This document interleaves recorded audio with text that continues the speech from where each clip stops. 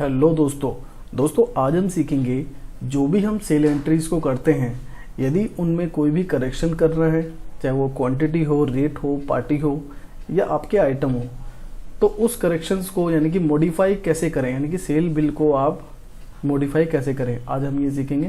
तो चलिए स्टार्ट करते हैं।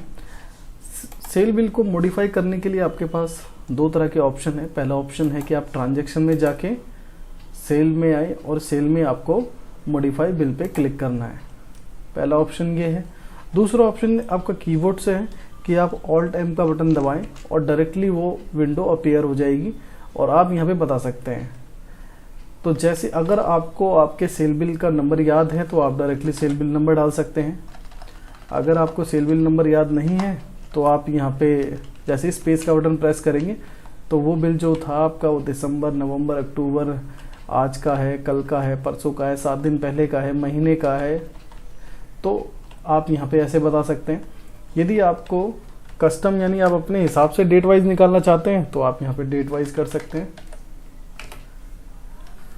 और यदि आप सभी बिलों को देखना चाहते हैं यहाँ पे ए बटन प्रेस कर दें, जो कि बाय डिफॉल्ट ऑल टाइम यहाँ पे रहता ही है। तो ये मैंने आपको जो बताया, और भी एडिशनल फीचर्स हैं। अगर आप किसी बिल को ढूंढ रहे हैं, ऑल टाइम में आपके सभी बिल आ जाते हैं। अगर आप चाहते हैं कि कोई स्पेसिफिक बिल निकल कर आए जिसको आप मॉडिफाई करना चाहते हैं तो बहुत सारे ऑप्शन हैं। वो बिल आपने आज बनाया होगा, कल बनाया होगा, परसों बनाया होगा, नरसों बनाया होगा, एक हफ्ते पहले बनाया होगा, या एक हफ्ते या 14 दिन पहले बनाया होगा, या महीने भर पहले बनाया होगा।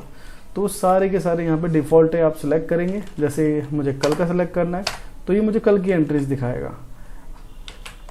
तो आई होप ये आप समझ गए होंगे कि आप अपने अकॉर्डिंग आप निकाल सकें इसको। तो मैं इसको एंटर करता हूँ।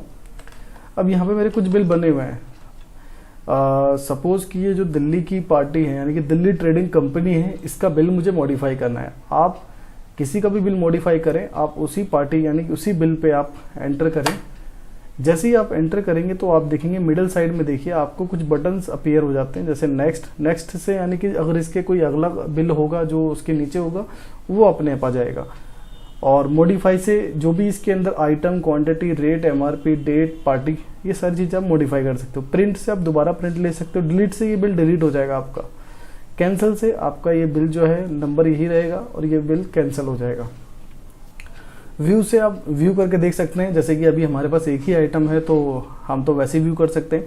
सपोज कि अगर आपके एक ही बिल में 27-28 तरीके के अलग अलग आइटम्स गए हैं तो उसको अगर व्यू करना है तो आप इस पर क्लिक करके व्यू कर सकते हो। अमेंडमेंट करना है, कुछ अमेंडमेंट कर सकते हो। डिटेल्स देखनी है, ईमेल देखना है या ईमेल करना है आपको पार्टी को तो ईमेल कर सकते हो, एग्जिट कर सकते हो। प्रीवियस यानी कि जो इससे पहले का बिल है, क्लिक करेंगे तो इससे पहले का बिल आ जाएगा। अब हमारा यहाँ क्वेश्चन ये है कि अगर हम चाहते हैं कि हम क्वांटिटी चेंज करें या रेट चेंज करें या हम डेट चेंज करें या हम और भी इसमें आइटम एंटर करें, तो उसके लिए हमें करना होगा मॉडिफाई पे क्लिक। ठीक है, मॉडिफाई पे क्लिक किया। ये बता रहा है कि ऑलरेडी मतलब 10,000 रुपये इनके क्रेडिट हो चुके हैं। तो अगर किसी बिल के अगेंस्ट में आपने अगर अपने पेमेंट ली होगी तो वो भी आपको यहाँ पे एक मैसेज दिखा देगा कि आपने इतने पैसे ले रखे हैं। तो आप इसे ओके कर दें नॉर्मली। अब सबसे पहले पोर्शन पे रुकता है ये पार्टी के। अगर पार्टी चेंज करना है, स्पेस का बटन दबा के आप पार्टी चूज कर सकते हैं।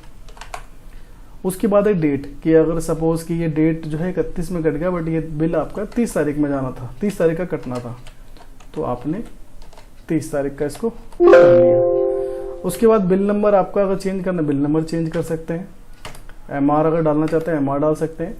अगर कोई रेट लोड करना चाहते हैं, सपोज कि ये रेट जो है आपका ए में बिल हो गया लेकिन आप इन सभी को एमआरपी में बिलिंग करना चाहते हो, तो आप इसे यस करके यहाँ पे आपके सभी रेट आ जाते हैं कि आप एमआरपी में बिल करना चाहते हो या अपनी कॉस्ट टू कॉस्ट परचेज करना चाहते हैं।